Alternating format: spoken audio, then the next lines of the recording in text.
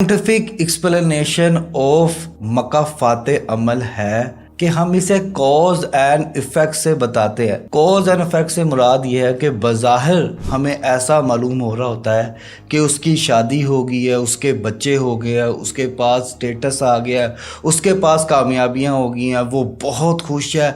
लेकिन ये सारे के सारे इवेंट साइंस के मुताबिक एक सरफेस लेवल इवेंट होते हैं। साइकोलॉजी इन्हें इस तरह से एक्सप्लेन करती है कि वो जो शख्स जो बज़ाहिर सबसे अच्छा लग रहा होता है, हंस रहा होता है, डीप इनसाइड उसका ज़मीर होता है जो कि उसे मलामत करता है, जो कि उसे कहता है कि ये गलत है। साइकोलॉजी में इसे कहते हैं कॉग्निटिव डिसोनेंस।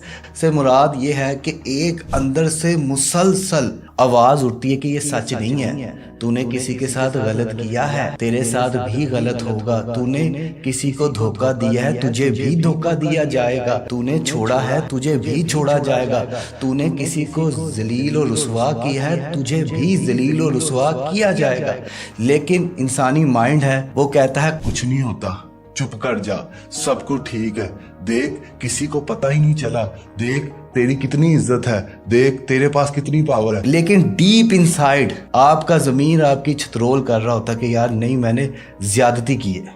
ये जंग बाहर नजर नहीं आती मगर अंदर से इंसान को खोखला कर देती है। ज्यादा हंसी, ज्यादा पार्टनर वाली रील्स, ज्यादा स्नैप, खुशी और सुकून वाले स्टेटस, ये सिर्फ और सिर्फ कामयाबी का शोर होता है जो कि हकीकत पे मबनी नहीं होता। ये शोर सिर्फ इस वजह से मचाया जाता है कि अंदर के शोर को दबाया जा सके। इंसान दुनिया से तो भाग सकता है लेकिन अपने ज़मीर से नहीं भाग सकता जो कि उसे हमेशा बेसुकून किए रखता है।